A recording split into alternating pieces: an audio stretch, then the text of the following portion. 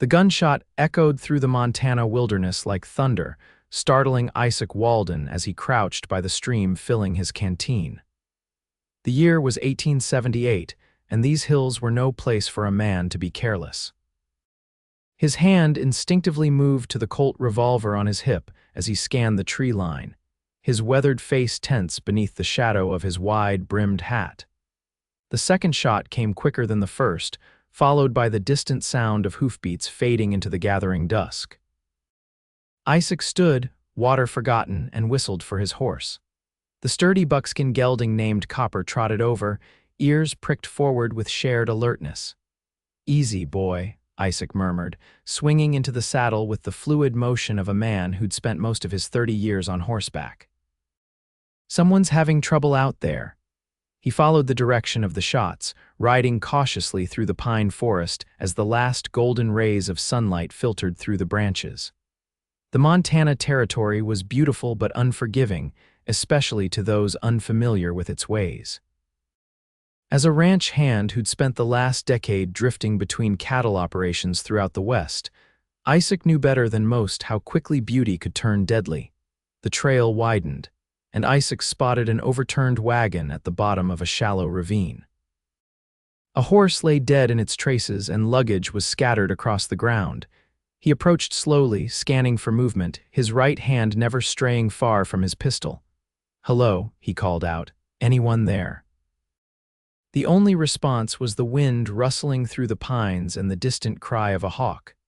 Isaac dismounted, tethered Copper to a tree, and made his way down the slope. The wagon appeared to have veered off the trail and tumbled, breaking an axle in the process. A man's body lay near the wreckage, face down in the dirt, a bullet hole visible through his back. Isaac knelt beside him, turning the body just enough to confirm what he already suspected: the man was dead, likely ambushed by road agents. The territory had its share of outlaws preying on travelers, especially those heading toward the gold fields farther west. He was about to stand when he heard a soft, almost imperceptible moan coming from beneath the wagon's canvas cover.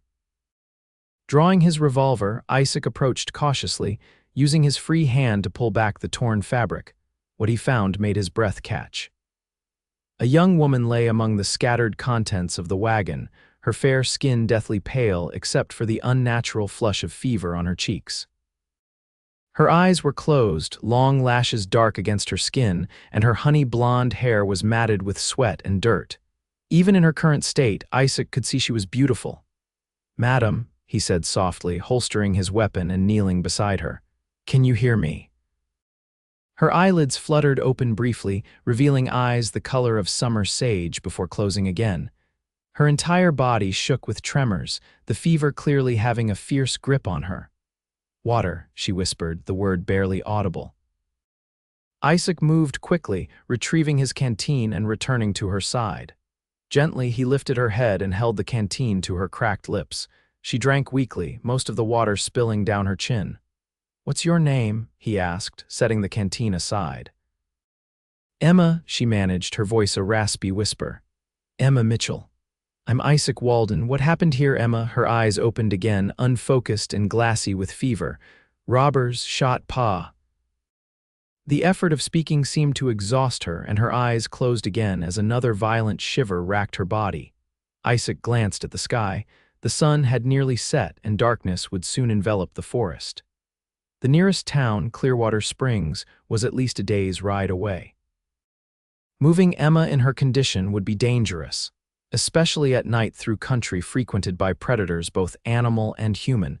Making a quick decision, Isaac gathered dry wood and built a fire near the wagon. He retrieved a blanket from his saddlebags and carefully wrapped it around Emma's trembling form. Her breathing was shallow, her skin burning hot to the touch despite her constant shivering. After securing the perimeter and moving the dead man's body a respectful distance away, Isaac sat beside Emma in the wagon bed.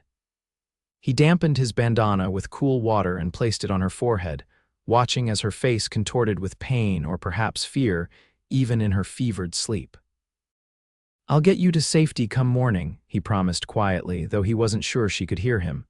"Just hold on." As darkness fell completely, Isaac kept vigil. The fire crackled, casting dancing shadows across the forest floor. He'd seen men and women die from fever before childhood diseases, wounds gone bad, mysterious ailments that struck without warning. Out here in the wilderness, a simple infection could be a death sentence. Emma mumbled incoherently, occasionally calling out for her father. Isaac refreshed the cool cloth on her forehead regularly and coaxed small sips of water between her parched lips whenever she seemed conscious enough to swallow. "Pa, look out," she cried suddenly, her eyes flying open but seeing nothing. "Behind you." "You're safe now," Isaac said firmly, holding her shoulders as she tried to rise. "Emma, you're safe." Her eyes seemed to focus on him for a brief moment. Who are you?" "Isaac Walden, I found your wagon." "Pa," Isaac hesitated. "I'm sorry, Emma, he didn't make it." A tear slid down her flushed cheek before her eyes rolled back and she slipped into unconsciousness again. Isaac sighed heavily, settling back against the wagon's frame. He would need to bury her father properly in the morning, then figure out how to transport her to town.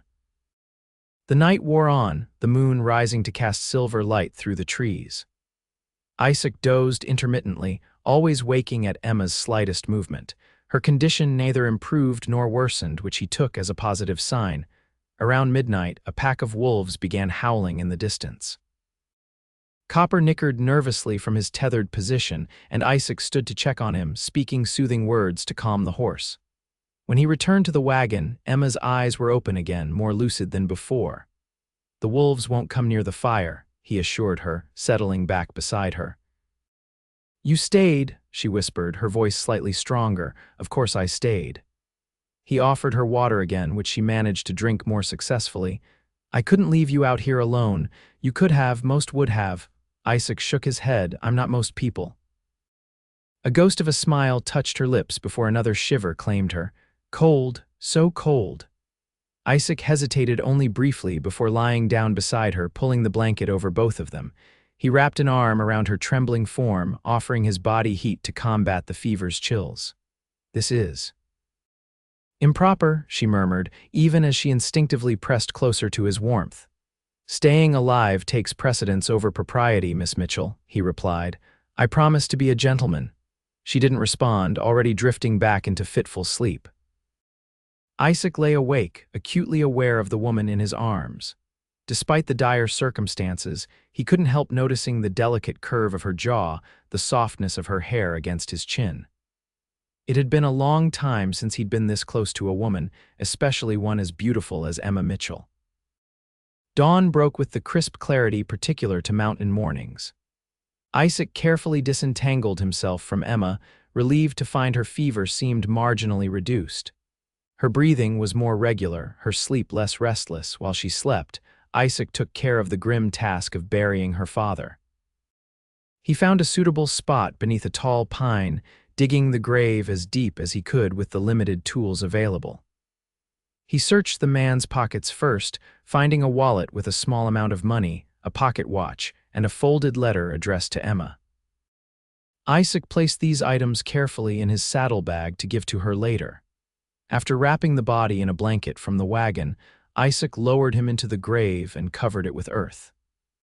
He fashioned a crude cross from 2 branches lashed together with leather straps and planted it at the head of the grave. Then he stood silently, hat in hand, and said a brief prayer, the kind his mother had taught him long ago, before consumption had taken her when he was just a boy. "I'll look after her, sir," he promised quietly to the fresh grave. "You have my word." When he returned to the wagon, Emma was awake, propped against a bundle of clothing. Her eyes were clear for the first time, though exhaustion lined her young face. Isaac guessed she was no more than 22 or 23, at least 8 years his junior. "My father?" she asked, though her expression suggested she already knew the answer. "I buried him over there." Isaac nodded toward the pine tree, said some words over him. "I'm sorry for your loss, Miss Mitchell," she nodded, tears welling in her eyes but not falling. "Thank you, he was a good man. He didn't deserve to die like that." "Few do," Isaac agreed, kneeling beside the wagon. "How are you feeling?" "Weak, but the fever's broken, I think." She attempted to sit up straighter but winced. "Everything hurts." That's to be expected. You've been through quite an ordeal. Isaac offered her the canteen again. Think you could manage some food? I've got jerky and hardtack. Emma accepted a small piece of jerky, chewing slowly. Were you able to save anything from the wagon? Most of your belongings seem intact. The outlaws were after money and valuables, I reckon. They didn't bother with clothing and such. He hesitated. Miss Mitchell, do you have family elsewhere, someone I can take you to? She shook her head, swallowing hard. No, Pa and I were heading to Clearwater Springs to start fresh. He bought land there, sight unseen, said Montana would be our new beginning after Ma died last winter. Fresh tears threatened. Now I don't know what I'll do. Isaac considered this information. The land is still yours, presumably. Your father's claim won't just disappear. Yes, but what would I do with it? A woman alone can't work a homestead. Frustration tinged her voice. And I haven't enough money to hire help, especially after those thieves took what we had. Let's focus on getting you to town first, Isaac suggested. We can figure out the rest later. Do you think you can ride? Emma looked doubtful. I've never ridden astride. Then you'll ride with me. Copper's strong enough to carry us both. Isaac began gathering what appeared to be her personal items from the scattered contents of the wagon. We should leave soon if we want to make good progress today. Emma managed to stand with Isaac's assistance, though her legs trembled with the effort. He supported her weight easily with one strong arm around her waist. I've imposed on you enough, she protested weakly. You've already done more than most strangers would. Isaac met her gaze directly. I gave your father my word I'd see you safely to town. I don't break promises, Miss Mitchell. Something in his tone must have convinced her, for she nodded and allowed him to help her toward the waiting horse.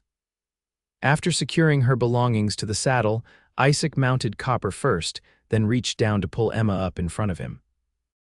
She sat stiffly at first, clearly uncomfortable with the intimate arrangement. But as they began to move, exhaustion soon overcame propriety, and she leaned back against his chest. They rode steadily through the morning, following the trail that wound through the forest and eventually opened onto rolling meadows dotted with wildflowers. Emma drifted in and out of sleep, her head sometimes lolling against Isaac's shoulder. He kept one arm securely around her waist, hyper-aware of her warmth against him. By midday, they stopped beside a clear stream to rest and water the horse. Isaac helped Emma down and supported her to a flat rock where she could sit while he prepared a small meal from his provisions. You're a cowboy? She asked as he handed her a tin plate with jerky, hardtack, and a few wild berries he'd gathered. Ranch hand mostly, he corrected. Though I've done my share of cattle drives. Where's your home? Isaac shrugged, settling on a rock across from her. Don't rightly have one. I go where the work is. Emma studied him with those sage green eyes that seemed to see more than he was comfortable revealing. That sounds lonely. It suits me. He took a bite of jerky, chewing thoughtfully. Or it has anyway. No family waiting for you somewhere. Isaac shook his head. Parents both gone. No siblings. Had an uncle in Kansas, but he passed some years back. Emma nodded, understanding in her gaze. I know what it's like to be alone in the world. She glanced down at her plate, pushing the food around with her finger. I suppose that's my future now. Not necessarily, Isaac said, surprising himself with the words. Clearwater Springs is a growing town. There'll be opportunities for a young woman like yourself. As what? A schoolteacher, a seamstress, she sighed. I have no formal education, and while I can sew well enough for household needs, I'm hardly a dressmaker. What skills do you have? Emma considered this. I can cook. I'm good with numbers. I kept the books for Pa's general store back in Illinois. I can garden, preserve foods, make soap and candles. She gave a humorless laugh. All the things that make a good frontier wife, but nothing that earns a living on its own. You'd be surprised what people will pay for in frontier towns, Isaac replied, especially good home-cooked meals. They finished eating in companionable silence before continuing their journey. The day grew warmer, the summer sun high overhead as they crossed open country. Emma seemed stronger now, sitting more upright in the saddle, though she didn't protest when Isaac's arm remained around her waist. Those men who attacked us, she said suddenly, will they be caught? Hard to say. Laws spread thin out here. Isaac felt her tense against him. But most road agents don't stay in one area too long. They've likely moved on by now. I couldn't see their faces. They wore bandanas. Her voice trembled slightly. They shot Pa without warning, without even giving him a chance to hand over our money. Isaac tightened his arm around her in silent comfort. Some men lose their humanity when they choose that life. I'm sorry you had to witness it. If you hadn't come along when you did. She left the sentence unfinished. But I did, Isaac said firmly. And now we're going to get you settled in Clearwater Springs. As the afternoon waned, Emma's strength began to flag again. Her fever had not returned, but the trauma and exertion had clearly taken their toll. Isaac decided to make camp for the night rather than pushing on. He found a sheltered spot near a small creek, helped Emma dismount, and set about making her comfortable. With practiced efficiency, he built a fire and prepared a simple camp, spreading his bedroll for Emma to rest upon. You should eat something, he urged, offering her more of his provisions. Emma accepted a small portion but ate little. I'm just so tired, she apologized. Rest then. We'll reach town by tomorrow afternoon. As darkness fell, Emma lay curled on the bedroll while Isaac sat beside the fire, his rifle across his knees.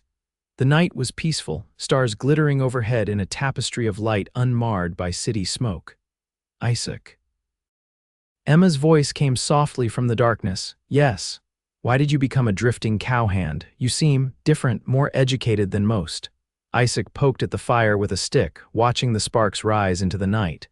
My father was a schoolteacher before he took up ranching. He taught me to read and appreciate learning. He paused.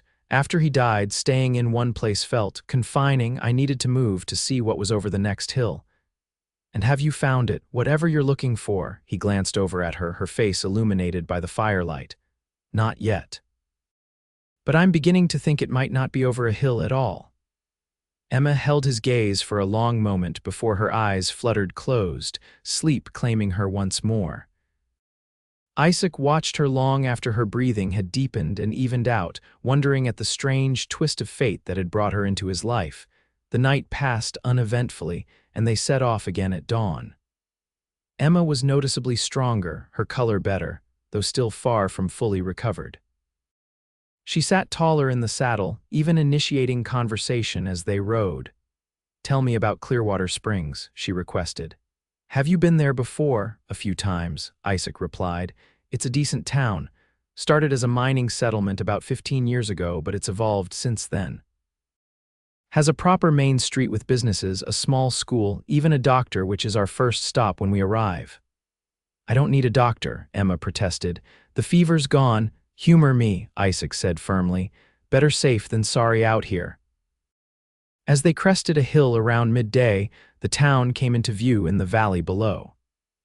Clearwater Springs consisted of several dozen buildings clustered around a main street, with outlying farms and homesteads dotting the surrounding landscape. Smoke rose from chimneys, and the distant figures of people going about their business were visible even from this distance. It's bigger than I expected, Emma commented. The railroad's coming through next year, from what I hear. Towns growing in anticipation. Isaac guided Copper down the slope toward the settlement. Your father chose well. Land values will only increase. Emma nodded absently, her expression a mixture of apprehension and determination. I suppose I should find the land office first to confirm Pa's claim. Doctor first, Isaac reminded her. Then we'll sort out the rest. They rode into town, drawing curious glances from locals who quickly noted Emma's disheveled appearance and the two of them sharing a horse. Isaac ignored the looks, heading directly for the modest building with Dr. Harold Pierce painted on a shingle hanging beside the door. The doctor, a middle-aged man with kind eyes and prematurely gray hair, listened gravely to Isaac's explanation of finding Emma and her fever. Road agents, you say? Dr. Pierce shook his head sadly as he examined Emma. They've been plaguing the Northern Trail these past few months. Sheriff Daniels has organized posses twice, but those devils know the backcountry too well. He placed a stethoscope against Emma's chest. Deep breath, please, Miss Mitchell. After a thorough examination, the doctor pronounced Emma on the mend but prescribed rest and a tonic to rebuild her strength. "You've had a narrow escape, young lady," he said kindly. "That fever could have taken a much worse turn without proper care." "Mr. Walden took good care of me," Emma replied with a grateful glance at Isaac. The doctor raised an eyebrow, looking between them. "Indeed. Well, Mr. Walden, you have my thanks for delivering this young lady safely to town. Too many travelers meet unfortunate ends in our wilderness." Isaac nodded acknowledgement but said nothing. "Now, Miss Mitchell, do you have accommodations in town?" Dr. Pierce asked. Emma's face fell. "No, we were heading directly to our land. My father purchased a homestead plot." "I see." The doctor stroked his chin thoughtfully. "Well, Mrs. Williams at the boarding house takes in respectable young ladies. Her rates are reasonable and she serves excellent meals."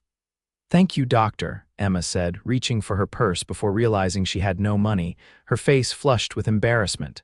"The road agents took our money." "I can't pay you. Consider it a welcome to Clearwater Springs," Dr. Pierce said warmly, "though I do expect payment once you're settled and back on your feet."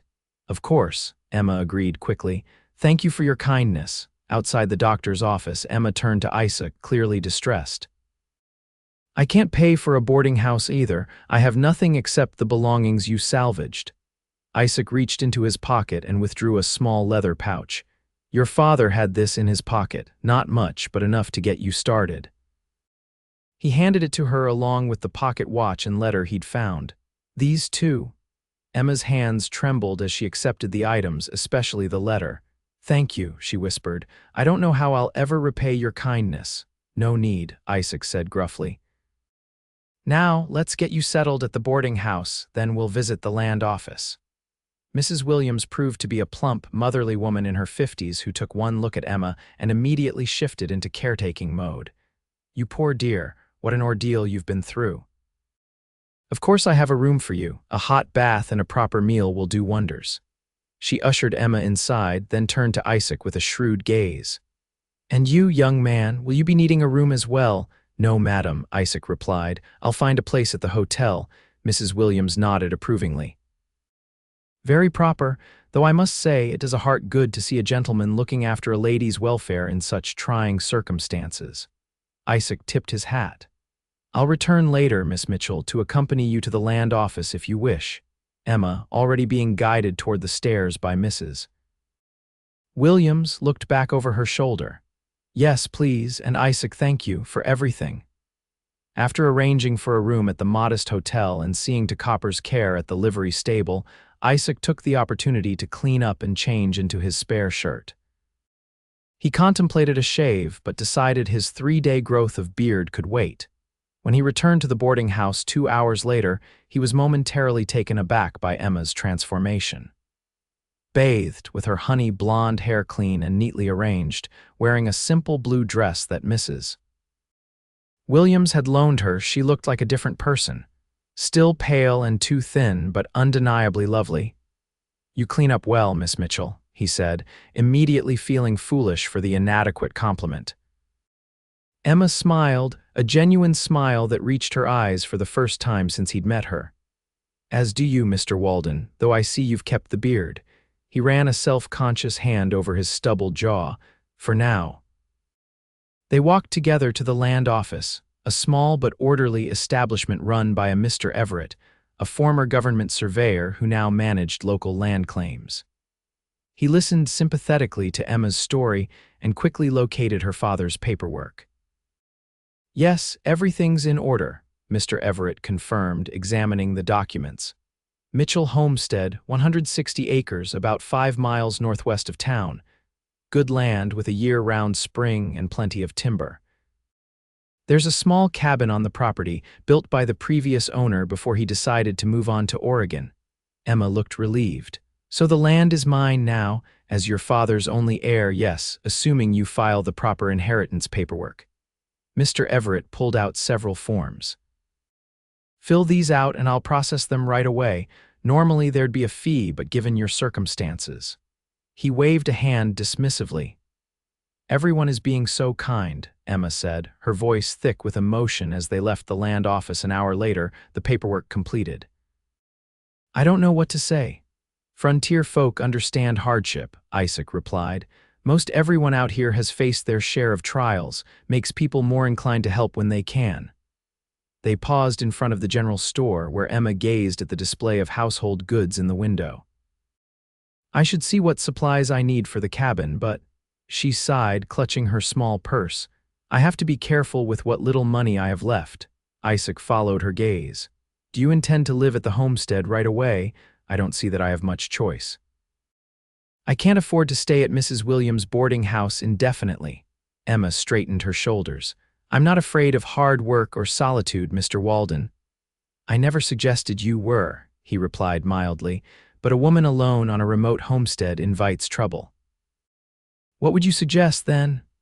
There was a hint of challenge in her voice. Isaac hesitated, knowing what he was about to propose would raise eyebrows throughout Clearwater Springs. I could stay on for a while, help you get settled. Make repairs to the cabin, chop wood for winter, that sort of thing. Emma's eyes widened. I couldn't ask that of you, you've already done so much. You're not asking, I'm offering. Isaac met her gaze steadily. I'm between jobs at the moment, and winter cattle work won't pick up for another few months. People would talk, Emma said, though he noted she didn't outright refuse. People always talk, but we know the truth, and that's what matters. He paused. I could build a small shelter for myself nearby, just until you're properly established. Emma was quiet for a long moment, clearly weighing her options. Finally, she nodded. All right, but I insist on paying you once I'm able. Perhaps I could sell preserves or baked goods in town. We'll figure something out, Isaac agreed, oddly pleased by her acceptance. The next morning, they set out for the homestead, having purchased basic supplies with Emma's limited funds, supplemented discreetly by some of Isaac's own money. Mrs. Williams had packed them a basket of food, and Dr. Pierce had provided extra tonic for Emma's continued recovery. They borrowed a wagon from the livery stable, with Emma's trunk and supplies loaded in the back while Isaac rode Copper alongside. The 5-mile journey took them through picturesque country rolling meadows, giving way to stands of pine and aspen, with the distant mountains providing a magnificent backdrop. As they followed the crude track leading to the homestead, Emma's expression grew increasingly hopeful. It's beautiful, she breathed as they crested a small rise and the property came into view. The cabin stood in a natural clearing, backed by forest with a meadow stretching before it. A small stream, presumably the spring Mr. Everett had mentioned, bubbled cheerfully near one side of the clearing. The cabin itself was modest, but appeared solidly built, with a stone chimney and a small covered porch. Your father chose well, Isaac agreed, surveying the land with an experienced eye. Good water source, natural windbreak from those trees, plenty of open ground for planting. You could raise a few cattle too, eventually. Emma's face glowed with something like pride as they approached the cabin. It's more than I dared hope for. The interior of the cabin was simple but functional, one main room with a stone fireplace, rough plank floors, and 2 small windows providing natural light. A ladder led to a small loft space above. The previous owner had left behind a crude table with 2 chairs, a bed frame with a straw-filled mattress, and some basic cookware. Needs a woman's touch, Isaac observed, but it's a good start. It's perfect, Emma declared, running her hand along the smooth wood of the table. With some curtains, a few rugs, perhaps some wildflowers. Her voice trailed off as she looked around, clearly already envisioning the possibilities. Isaac set to work immediately, bringing in their supplies, checking the cabin for needed repairs, and starting a fire in the fireplace to chase away the damp. Emma busied herself arranging her few possessions and sweeping the floors with a broom they'd purchased in town. By evening, the cabin had been transformed into something approaching cozy. Emma prepared a simple meal using Mrs. Williams' provisions and the cast-iron skillet that had been left in the cabin. They ate at the table, the firelight casting warm shadows across the room. I'll sleep in the wagon tonight, Isaac said as they finished eating, Tomorrow I'll scout the best spot to build my shelter." "You don't have to do that," Emma replied. "The loft is perfectly suitable for sleeping. I can take the bed down here." Isaac shook his head firmly. "That wouldn't be proper, Miss Mitchell." Emma met his gaze across the table, something unreadable in her expression. "I think after all we've been through, you might call me Emma." A small smile tugged at the corner of his mouth. "Emma, then, and I'm Isaac, not Mr. Walden." "Isaac," she echoed, her voice soft in the firelit room. "You're a good man. I don't know what providence brought you to that stream when it did, but I'm grateful." "As am I," he said quietly, holding her gaze perhaps a moment longer than was strictly proper before standing to clear their plates. Over the next few weeks, a routine developed. Isaac built himself a small but sturdy lean-to shelter about 50 yards from the main cabin, giving Emma her privacy while remaining close enough to provide protection if needed. During the days, he worked tirelessly repairing the cabin roof, building shelves and a proper outhouse, clearing land for a garden, and hunting to provide meat for their table. Emma, growing stronger each day, devoted herself to creating a true home. She sewed curtains from fabric purchased in town, planted the garden with seeds given to them by a neighboring farmer, and collected wildflowers to brighten the cabin. Twice weekly, she baked extra bread and pies which Isaac took into town to sell, bringing back modest but welcome income. As summer gave way to early autumn, the homestead flourished under their combined efforts.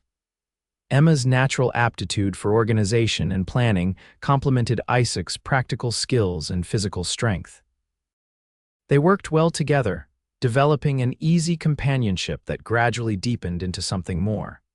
Isaac found himself looking forward to their evening meals together when they would discuss the day's accomplishments and plans for tomorrow.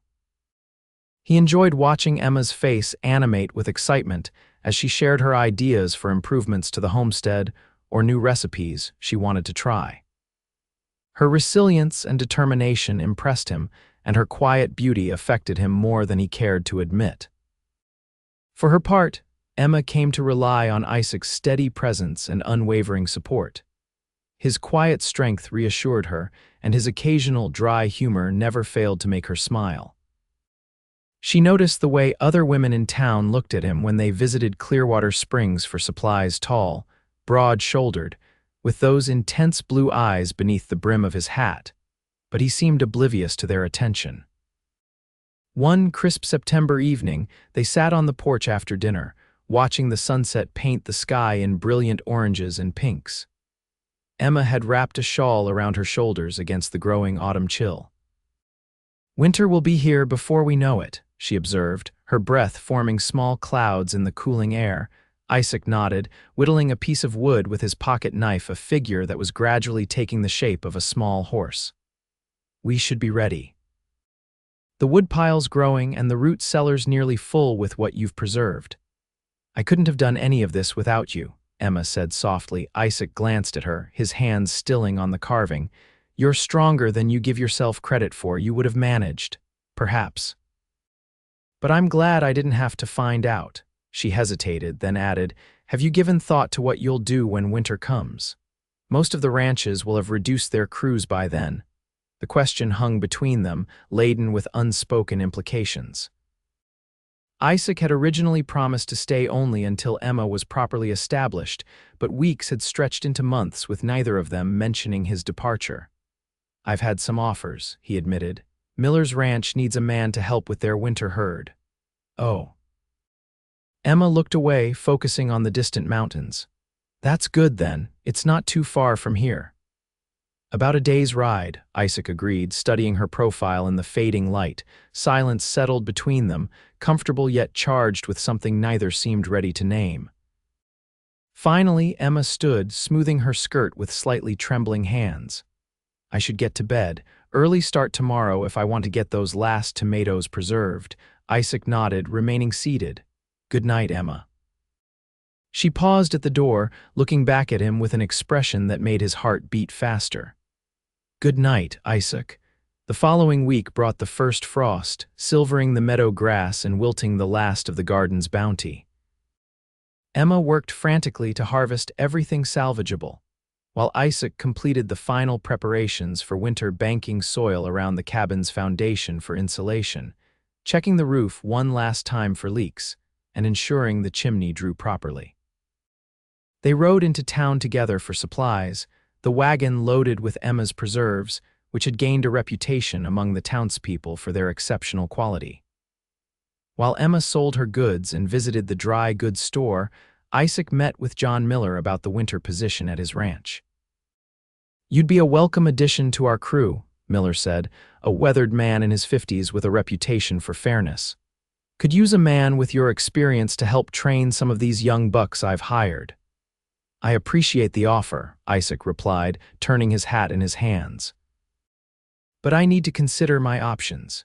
Miller gave him a knowing look. "Options, is it? Or just one particular option, living on a homestead northwest of town?" When Isaac didn't respond, Miller chuckled. "Word gets around, Walden. Miss Mitchell's a fine young woman by all accounts. No one would blame you for settling down." "It's not that simple," Isaac muttered, though in truth he wasn't sure why it wasn't. "Never is," Miller agreed. "But sometimes the complicated choice is the right one." He clapped Isaac on the shoulder. "Position's open if you want it, but don't wait too long to decide." Isaac found Emma at the general store selecting yarn and fabric. She smiled when she saw him, her cheeks flushed from the cold or perhaps something else. "Successful day?" he asked, taking the packages from her arms. "Very."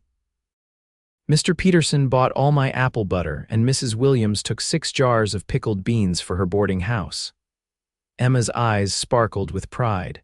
"How was your meeting with Mr. Miller?" "Productive," Isaac replied noncommittally. "Are you ready to head back?" "Storm's brewing from the look of those clouds." Emma nodded, and they loaded her purchases into the wagon.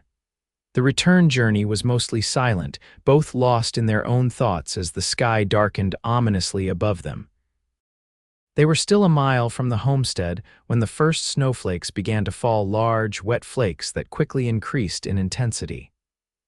By the time they reached the cabin, a proper blizzard was underway, the wind howling around the eaves and visibility reduced to mere feet. "That came on fast," Emma said as they hurried to unload the wagon and get the horse into the small lean-to stable Isaac had built. "First storm of the season often does," Isaac replied, his voice nearly lost in the wind. "Let's get inside." The cabin welcomed them with blessed stillness after the howling chaos outside. Emma quickly built up the fire while Isaac brought in extra wood from the covered pile by the porch. Snow melted from their coats and hats, forming puddles on the plank floor. "This feels like a proper Montana welcome to winter," Emma said, removing her wet outer garments and hanging them near the fire to dry. Isaac smiled, doing the same. "It's early yet for such a heavy snow, might melt off in a day or two." "Or it might not," Emma countered, moving to the stove to prepare tea. "Either way, I'm glad we made it back safely." They settled into their evening routine, though Isaac seemed preoccupied, responding to Emma's conversation with uncharacteristic brevity. After dinner, he rose abruptly. "I should check on Copper and make sure my shelter's secure against this wind." Emma looked alarmed. "You can't go back out in this, the temperature's dropping by the minute." "I'll be fine," he assured her, reaching for his coat. "I've weathered worse." "Don't be foolish," Emma said firmly, standing to block his path to the door. "Your shelter is hardly more than a lean-to. Stay here tonight." Isaac's jaw tightened. "Emma, that wouldn't be proper. Hang propriety, Isaac Walden. I won't have you freezing to death 50 yards from my door because of some misguided sense of decorum." Her eyes flashed with determination. "You can take the loft. I'll stay down here by the fire. No one will know or care, and we'll both survive the night." They stared at each other for a long moment, the only sound the crackling of the fire and the wind's persistent howl outside. Finally, Isaac's shoulders relaxed slightly. "All right," he conceded. "But just until the storm passes." Emma's relief was palpable. "Thank you. Now, I'll make up the loft for you while you check on Copper. But hurry back and bring more wood when you do." Isaac bundled up and ventured into the storm, the icy wind stealing his breath as he made his way to the small stable. Copper nickered nervously, but seemed comfortable enough with extra hay and the relative shelter of the sturdy structure. After ensuring the horse was secure, Isaac gathered an armload of wood from the covered pile and returned to the cabin, stamping snow from his boots before entering. Emma had transformed the loft into a cozy sleeping space with clean blankets and even a small pillow. She'd also made hot chocolate a luxury they rarely indulged in and handed him a steaming mug as he shed his snow-covered outer layers. "This will warm you," she said, her own hands wrapped around a similar mug. They sat before the fire, listening to the storm rage outside. The wind occasionally sent gusts down the chimney, causing the flames to dance and smoke to briefly billow into the room. Despite the ferocity of the blizzard, the cabin remained snug and warm. "I've been thinking," Emma said suddenly, her gaze fixed on the fire, "about winter and arrangements." Isaac glanced at her, noting the slight flush on her cheeks that had nothing to do with the fire's heat. "Oh, yes." She took a deep breath. "I know you've been offered work at the Miller Ranch, and it would be selfish of me to ask you to stay here instead, but," she faltered. "But," Isaac prompted softly when she didn't continue. Emma set down her mug and looked directly at him, vulnerability and determination mingling in her gaze. "But I've grown accustomed to your presence, Isaac, more than accustomed, the thought of you leaving." She shook her head slightly. "I don't want you to go." The simple honesty of her statement struck him deeply. Isaac set his own mug aside and leaned forward, his elbows on his knees. "I don't want to go either," he admitted, his voice rough with emotion he rarely allowed himself to express. "Then stay," Emma whispered. "Not in your shelter, not as my hired help, but here with me." Isaac's heart pounded in his chest as he understood what she was proposing. "Emma, are you certain? I'm just a drifting cowhand with nothing to offer but my hands and my word." "You're far more than that," she countered, moving to kneel beside his chair. "You're the man who found me when I was lost, who sat beside me through the fever, who helped me build a life when I thought all was gone." Her hand tentatively touched his arm. "And if you're willing, I'd like you to be the man who stays." In the flickering firelight, with the storm raging outside and Emma looking up at him with those sage-green eyes full of hope and something deeper, Isaac made the decision that had perhaps been inevitable since that first night by the overturned wagon. "I'm willing," he said, taking her hand in his. "More than willing." Their first kiss was gentle, a question asked and answered in the tender press of lips. The second was more certain, a promise exchanged without words as Isaac drew Emma into his arms, marveling at how perfectly she fit against him. When they finally parted, both slightly breathless, Emma rested her forehead against his. "I never expected this when Pa and I set out for Montana," she murmured, "to find home and heart in the same journey." "Nor did I," Isaac agreed, brushing a strand of honey-blonde hair from her face. "I've spent years drifting, never staying in one place long enough to put down roots. But now—" "Now," she prompted, her fingers tracing the line of his jaw. "Now I can't imagine being anywhere but here with you." He captured her hand and pressed a kiss to her palm. "I love you, Emma Mitchell. Have since that first night when you opened your eyes and looked at me like I was some kind of answer to a prayer." "You were," she said simply. "And I love you too, Isaac Walden." The blizzard continued through the night and into the next day, but they barely noticed. Plans were made, dreams were shared, and a future was envisioned, one that neither had dared hope for just months earlier, when fate had brought them together on a lonely Montana trail. 2 weeks later, with the first snow melted and the roads passable again, they rode into Clearwater Springs together. Their first stop was the small white church at the end of Main Street, where they spoke with the minister, Reverend Thomas, and arranged for a simple ceremony the following Sunday. News spread quickly through the small community. Mrs. Williams insisted on hosting a modest reception at her boarding house after the ceremony. Dr. Pierce promised to attend and offered the gift of a proper bed frame he no longer needed. Even John Miller, upon hearing Isaac's decision to decline his job offer, responded with a hearty handshake and the gift of 2 young heifers to start their herd. "Knew you'd make the right choice," Miller said with a wink. "Ranch work will always be there if you need it, but a good woman. That's rarer than gold in these parts." The wedding day dawned clear and crisp, the late October sun bathing Clearwater Springs in golden light. Emma wore a simple dress of deep blue that Mrs. Williams had helped her remake from one of her better gowns, with a small bouquet of late wildflowers and evergreen sprigs gathered from around the homestead. Isaac, clean-shaven and dressed in his best shirt with a new vest purchased for the occasion, waited at the front of the church with a mixture of nervousness and absolute certainty. When Emma entered on the arm of Mr. Everett from the land office who had volunteered to give her away, Isaac felt his breath catch in his throat. She was radiant, her eyes finding his immediately, a smile of pure joy illuminating her face. The ceremony was brief but meaningful, their vows spoken clearly for all to hear, promises of love, faithfulness, and partnership through whatever life might bring. When Reverend Thomas pronounced them husband and wife, Isaac kissed his bride with reverence and passion, oblivious to the approving murmurs and discreet applause of the gathered townspeople. The reception at Mrs. Williams' boarding house was a cheerful affair, with townsfolk bringing dishes to share and offering well wishes to the newlyweds. Emma, still somewhat amazed by the community's embrace, found herself surrounded by women eager to share advice and friendship. "You've brought something special to this town," Mrs. Williams told her privately. "Both of you. It does people good to witness a genuine love story amidst the hardships of frontier life."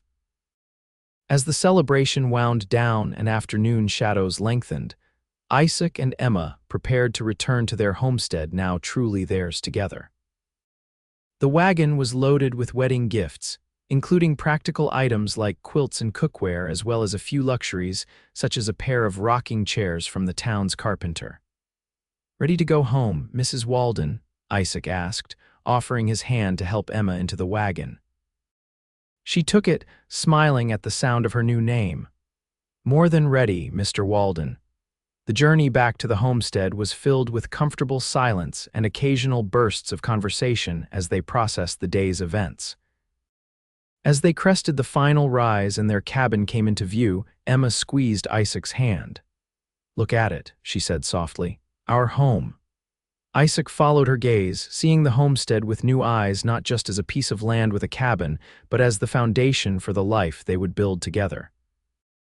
Smoke curled from the chimney where they'd left a slow-burning fire, and the late afternoon sun cast long shadows across the meadow where next year's garden would expand and livestock would graze. "Our home," he echoed, bringing her hand to his lips. That evening, as they sat before the fire in their new rocking chairs, Emma resting her head against Isaac's shoulder, she spoke the question that had been on her mind throughout the day. "Do you ever think about how differently things might have turned out? If you hadn't heard those gunshots, or if you'd chosen a different route that day?" Isaac considered this, his arm tightening slightly around her shoulders. "Sometimes. But then I remember something my father used to say, that the most important journeys aren't the ones we plan, but the ones that find us when we're busy making other plans." Emma smiled, nestling closer to him. "I think your father was a wise man. He would have liked you," Isaac replied. "Almost as much as I do." The fire crackled, sending shadows dancing across the walls of the cabin they now shared as husband and wife. Outside, the vast Montana wilderness stretched in all directions, beautiful and challenging, much like the life they had chosen together. But in that moment, within the warmth of their home and each other's arms, the future seemed full of promise rather than uncertainty. "I'm glad you sat beside me and waited for morning," Emma said softly, remembering those first desperate hours when a stranger had offered kindness without expectation. Isaac pressed a kiss to her temple. "So am I, my love, so am I." 5 years later, the Mitchell-Walden homestead had transformed beyond recognition. The original cabin had been expanded with 2 additional rooms, a proper bedroom, and a small nursery where 3-year-old Sarah and 1-year-old James slept peacefully. The meadow now featured a substantial garden, a small orchard of young fruit trees, and pastures where a growing herd of cattle grazed under Isaac's careful management. Emma stood on the porch, watching as Isaac taught Sarah to ride her pony, the little girl's delighted squeals carrying across the yard. Her hand rested on her slightly rounded belly, where their third child had recently made its presence known. At 31, Isaac had finally found his place in the world, the restless drifter transformed into a devoted husband, father, and respected rancher. Emma, at 27, had created the home and family she'd feared lost forever on that terrible day when road agents had attacked her father's wagon. Clearwater Springs had grown as well, the railroad's arrival bringing new opportunities and challenges to the community. Emma's preserves and baked goods were now sold in a proper store on Main Street, managed 3 days a week by a young widow who shared the profits. Isaac occasionally still took on seasonal work with neighboring ranches, but the Mitchell-Walden homestead had become largely self-sufficient. As Isaac lifted Sarah from the pony and set her on his shoulders, turning toward the house with a wide smile for his wife, Emma thought again of that pivotal night, feverish and terrified, certain she would die alone in the wilderness. Instead, fate had sent a solitary cowboy with gentle hands and a steadfast heart, who had sat beside her through the darkness and waited for morning. That morning had come, bringing with it not just the dawn of a new day, but the beginning of a love story that continued to unfold with each passing season. As Isaac approached the porch, setting Sarah down to run to her mother, Emma thanked Providence once again for the unexpected journey that had led them here to each other, to family, to home. "What are you thinking about?" Isaac asked, climbing the steps to stand beside her, his arm slipping around her waist. Emma leaned into his embrace, savoring the solid warmth of him, still her shelter in every storm. "About how sometimes the worst days of our lives can lead to the very best ones, if we're brave enough to keep going." Isaac nodded, understanding in his eyes as he placed his free hand gently over hers on her belly. "And are you glad you kept going, Mrs. Walden?" Emma turned her face up to his, the love between them as strong and clear as the Montana sky above. "Every single day," she replied, rising on tiptoe to kiss him. "Every single day."